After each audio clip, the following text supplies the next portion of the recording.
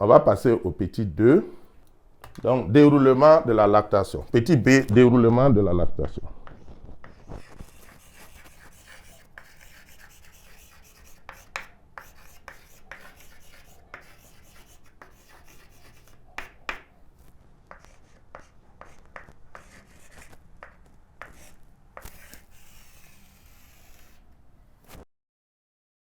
Le déroulement de la lactation, comme je l'ai dit, c'est le processus donc de production du lait. Voilà, donc il y a d'abord les acinies et les tissus glandulaires qui sont là, et les lobes qui renferment des lobules ou alvéoles dans lesquels on va trouver des acinies.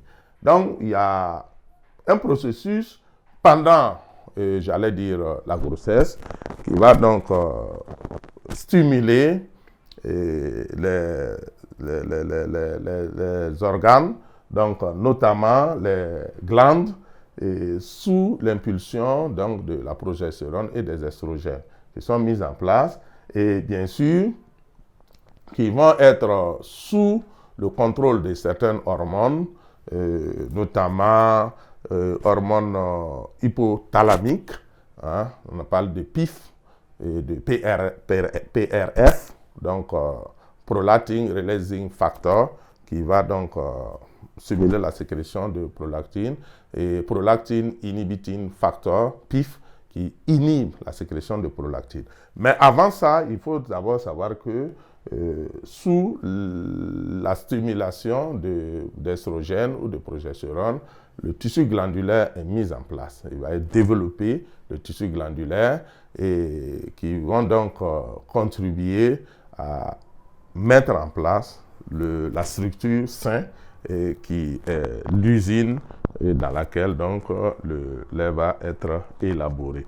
Et généralement, c'est après l'accouchement que sous l'impulsion donc de la PRF, comme je le disais tout de suite, prolactin releasing factor, qui stimule donc bien sûr après la chute du taux de progestérone, qui va permettre bien sûr à la PRF de stimuler bien sûr l'hypophyse donc antérieure, qui va donc libérer donc la prolactine. La prolactine étant libérée, la prolactine donc va intervenir au niveau des acinies, qui sont des cellules sécrétrices de sang et de lait, cellules sécrétrices de lait, qui vont donc se mettre à produire du lait, à sécréter du lait. Je dis bien à sécréter du lait, pas excréter, parce qu'il y a la sécrétion et ensuite il y a l'excrétion. La sécrétion, c'est la mise en place du lait, la production du lait, bien sûr à partir des aliments que la femme va consommer, parce qu'elle ne va pas inventer le lait comme ça. Le lait ne vient pas de façon instantanée du néant. Le lait est produit à partir des aliments que la femme consomme. Les aliments protéiques, les aliments glucidiques, les aliments donc lipidiques et autres vitamines que la femme consomme. Donc, si la femme consomme des aliments qui sont pauvres en protéines, qui sont pauvres en vitamines, elle ne pourra pas produire du lait aussi riche en vitamines et riche en protéines. C'est normal, puisque c'est à partir des aliments qu'elle consomme que son organisme va puiser pour produire son lait. Donc, c'est important qu'une femme enceinte d'abord et une femme allaitante puisse consommer des aliments de qualité, des aliments riches en vitamines, des aliments riches en protéines, des aliments riches en glucides, c'est-à-dire, bref, tous les aliments dont une femme a besoin et tous les aliments dont une femme allaitante a besoin, puisque c'est à partir de ça qu'elle va produire son lait, et ce lait-là qui va nourrir le bébé. Donc, après cela, nous allons passer au petit C, donc à la montée du lait, la montée laiteuse. La montée laiteuse se fait donc par d'abord la sécrétion du lait dans les acinies sous la stimulation donc de la prolactine.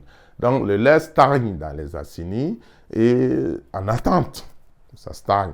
Et maintenant, sous l'impulsion d'une autre hormone qu'on appelle l'ocytocine, qui stimule, qui est libérée par l'hypophyse postérieure, je disais donc sécrétée normalement par la neurohypophyse hypothalamique, de l'hypothalamus, mais libérée au niveau de l'hypophyse postérieure. Et donc, l'ocytocine, maintenant, va stimuler les cellules myoépithéliales, les cellules contractiles qui sont autour donc des acini. Et ces cellules contractiles vont presser les acini et provoquer l'éjection du lait. Donc, ce lait-là va aller maintenant être excrété et se positionner au niveau des canaux galactophores, prêts donc à être libérés. Donc, il y a deux processus, le processus donc de sécrétion du lait, de production du lait, sous la stimulation de la prolactine. Donc, l'action de la prolactine sécrétée donc par l'hypophyse donc antérieure et qui agit sur les acini pour les stimuler à produire du lait et les garder dans les acini. Le deuxième processus, c'est l'ocytocine qui est sécrétée au niveau de l'hypophyse postérieure, mais qui est libérée normalement par la neurohypophyse et la neurohormone, donc hypothalamique au niveau de la tige pituitaire, qui donc va être libérée au niveau de l'hypophyse postérieure. Et l'ocytocine, on se rappelle de l'ocytocine qui jouait un rôle déjà dans l'accouchement, dans les contractions donc, des cellules donc, au niveau du placenta, qui stimulait le placenta donc, pour produire donc, les prostaglandines. Donc ici encore, l'ocytocine intervient aussi dans la lactation pour donc stimuler les contractions des cellules contractiles qui entourent donc les acini en les pressant et qui va provoquer l'éjection du lait. Le lait étant éjecté, se retrouve donc dans les canaux galactophores, se positionne donc prêt à être donc libéré donc par les mamellons. Donc cette deuxième étape là, donc on va parler ici donc de la montée laiteuse. Maintenant, ce que je voulais ajouter aussi, c'est que au niveau de la femme qui vient d'accoucher, il y a un premier lait qui est produit. Ce premier lait qu'on appelle colostrum. Et le colostrum, donc,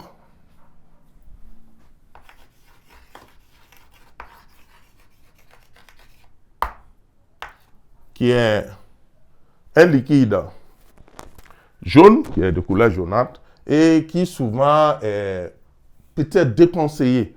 Et on ne sait pas trop pourquoi par les mamies qui disent non, que ce n'est pas bon pour l'enfant, alors que bien au contraire, c'est un lait qui est adapté.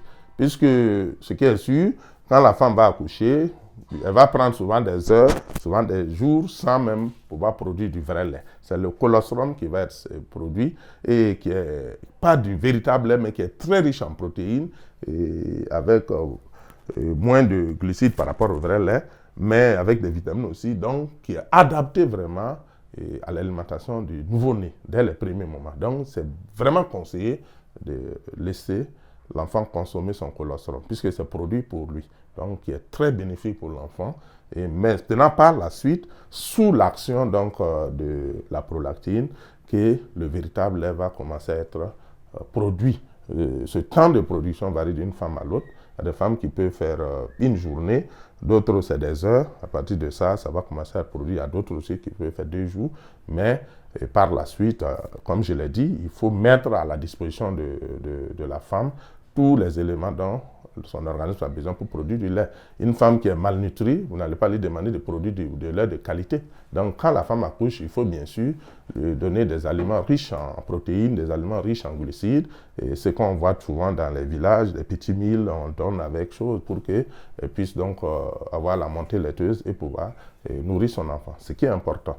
Voilà, j'insiste là-dessus. Une femme qui est malnutrie va avoir du mal à produire du lait de qualité. Donc, elle a besoin d'être bien nourrie pour pouvoir produire du lait de qualité. Donc, c'est très important.